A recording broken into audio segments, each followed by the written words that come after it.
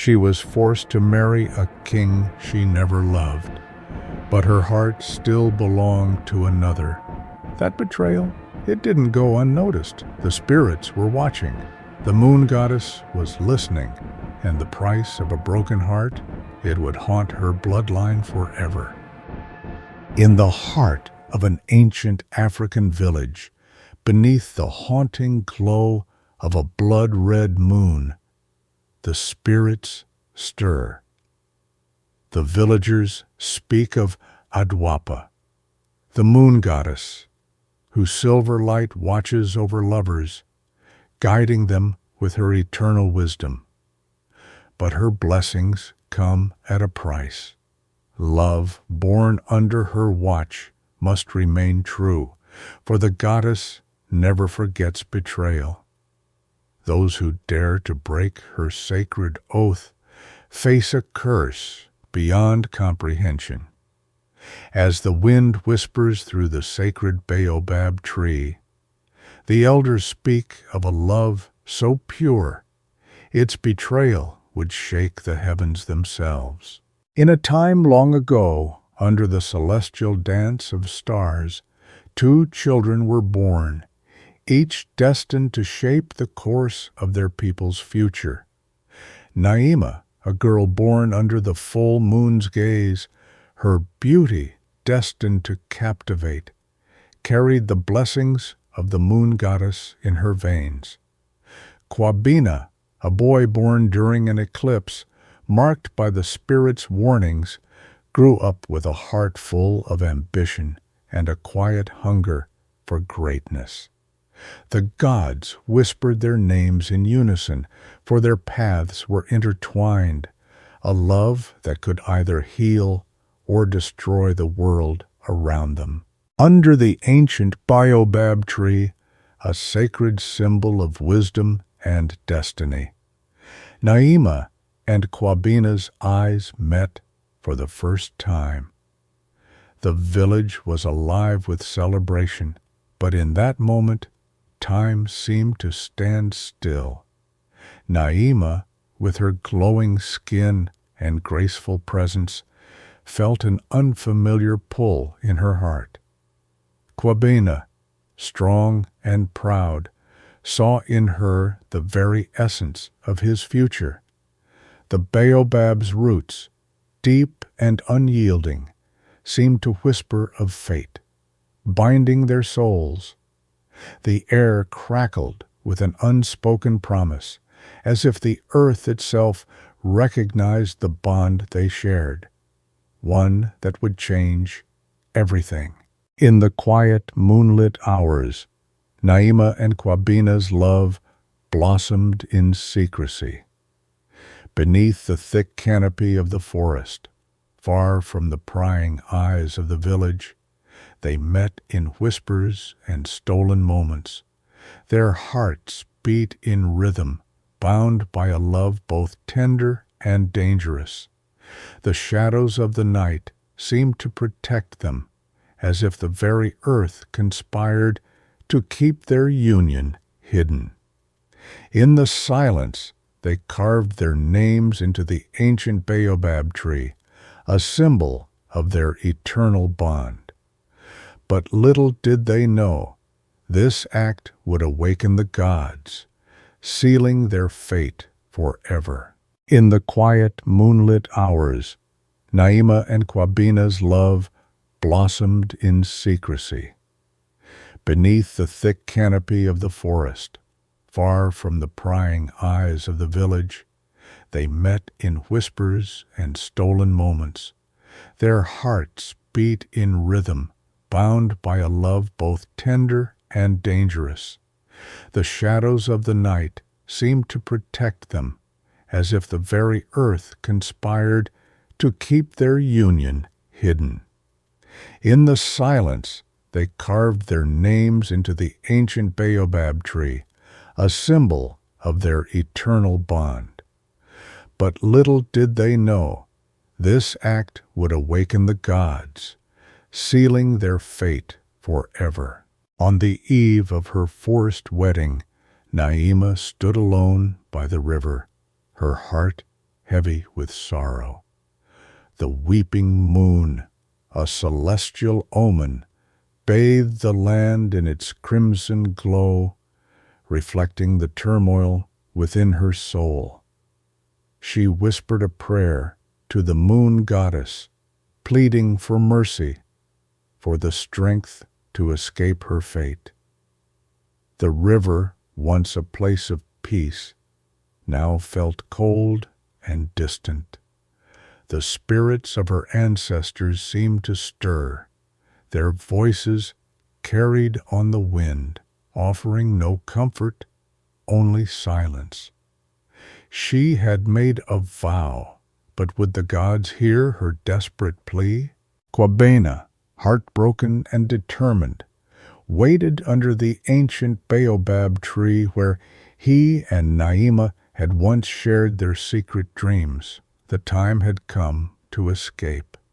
He knew Naima's heart belonged to him, but the king's proposal had trapped her. Under the cover of night, he planned to whisk her away to the distant hills, where they could live free from the constraints of royal expectation. But Naima hesitated. Her duty to her family weighed heavily on her, and she feared the wrath of the gods. Kwabena's plea was desperate, but fate's hand had already begun to tighten. The day of their planned escape, Kwabena was betrayed. His closest friend, Jahi, driven by greed and loyalty to the king, secretly informed the palace guards. As Kwabena approached the riverbank where Naima awaited, he was surrounded.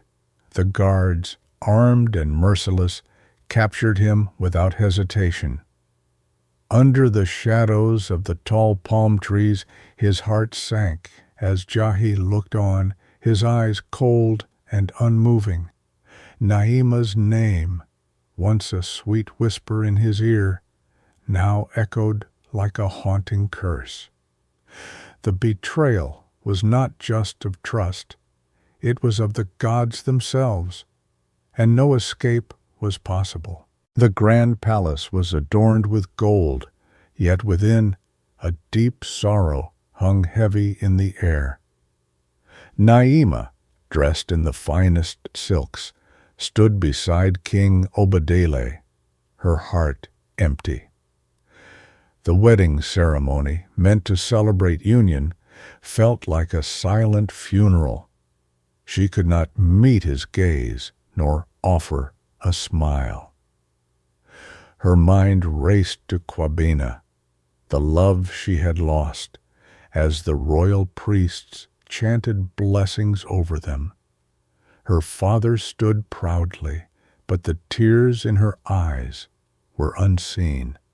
The moon outside seemed to mourn with her, a silent witness to the love that had been stolen. That night, as Naima lay in the cold, empty bed of her new royal chambers, the moon goddess visited her in a vivid dream. The goddess appeared, bathed in a silver glow, her face sorrowful. "Your love was pure," she whispered, "but now your heart belongs to another, and the price is steep." Naima awoke with a start, her chest heavy with dread. The goddess's words echoed in her mind. The curse begins now. As Naima gazed at the moon through her window, she knew the love she had lost would never return, and her fate had been sealed. Exiled and broken, Kwabena wandered through the dense spirit forest, its twisted trees and dark shadows both guiding and tormenting him. The air was thick with ancient magic, the whispers of long-forgotten souls brushing against his skin. Every step he took seemed to lead him deeper into the unknown, where time and space blurred. An old woman, her skin marked by the passage of ages, appeared before him, her eyes glowing with ethereal light. "To reclaim your love," she said, handing him a glowing pendant, "you must first face the spirit's trials." With newfound resolve, Kwabena pressed forward, determined. Naima's heart shattered as she gave birth to her son, a child born under the crimson moon. The moment he entered the world, the air grew heavy, and the spirits of the land stirred uneasily. The baby's first cry was eerily silent, as if the curse had already taken root. Elders whispered that this child, marked by fate, would never know true love. Naima gazed at her son, his eyes dark and full of mystery, knowing that the prophecy was true. The curse had been passed down to him, and with it, the weight of her broken heart. Years had passed since Kwabena's exile, but the weight of Naima's love never left his heart. When the blood-red moon once again illuminated the sky, Kwabena returned, now a seasoned warrior. His soul had been forged in the fires of the spirit forest, his determination unwavering. The pendant given to him by the old woman glowed faintly, a symbol of his quest. Upon his arrival, the village trembled, whispers of the lost lover spreading like wildfire. Kwabena learned of Naima's sorrowful life, and, with fierce hope, he swore to break the curse, no matter the cost. Under the veil of night, Naima and Kwabena reunited at the sacred river, where their love had once flourished. The moon above was full, casting a silvery glow on the water's surface. As they gazed at each other, their hearts ached with the weight of years apart. Naima's tears reflected the moonlight, each drop a silent apology for the betrayal that had torn them apart. Kwabena held her hands gently, but the river's waters, once a symbol of peace, now rejected her reflection. The spirits, displeased by their love, whispered warnings in the wind, foretelling a fate far darker than before. When King Obadele discovered Naima's secret meeting with Kwabena, fury consumed him. His pride and power were shattered by their defiance. In a fit of rage, he summoned Kwabena, demanding his immediate execution. But Kwabena, now a hardened warrior, stood tall, unbowed by the king's anger. "If you seek my death," he declared, "you must first defeat me in battle." The challenge was set. The village held its breath as the two men prepared to face each other, one fighting for love, the other for power. The gods watched in silence, their judgment still yet to come. The battle between Kwabena and King Obadele raged beneath the crimson moon, their swords clashing with a resounding fury. Sparks flew in the air, the village's fate hanging in the balance. As their strength faltered, the moon goddess intervened, her silvery light pouring down upon them, paralyzing both men in an otherworldly grip. The battle stopped, and the moon flickered, its glow intensifying with divine power. The spirits whispered in the wind, and the earth trembled. In that moment, the gods declared their judgment. Love betrayed cannot be undone. The curse had already been set in motion. No victory was possible. With a heart shattered by the weight of her choices, Naima walked into the sacred river, her final act of atonement. The moon above glowed brighter, as though the very heavens wept with her. She knelt at the river's edge, her hands trembling as she let the cool water wash over her. "I have betrayed you," she whispered into the night, her voice barely audible. The spirits of her ancestors swirled around her, their voices mourning her sacrifice. As Naima disappeared beneath the surface, the curse was lifted from her son, and the village began to heal, but at a great cost. With Naima's sacrifice, peace began to return to the village. The once feared curse that haunted her son was lifted, his heart freed from the shadow of betrayal.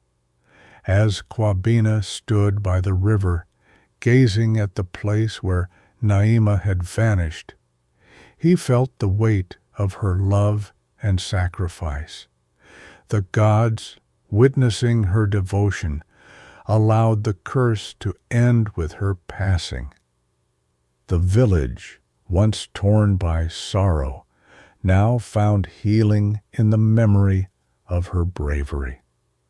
Kwabena, now the protector of the land, vowed to honor Naima's legacy and keep her spirit alive in their hearts forever. The village elder's voice echoed through the night as he concluded the tale of Naima and Kwabena.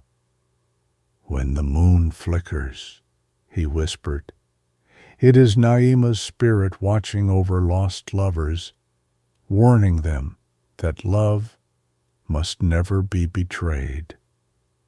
The villagers sat in silence, gazing up at the full moon, its silver light bathing the land in a soft glow.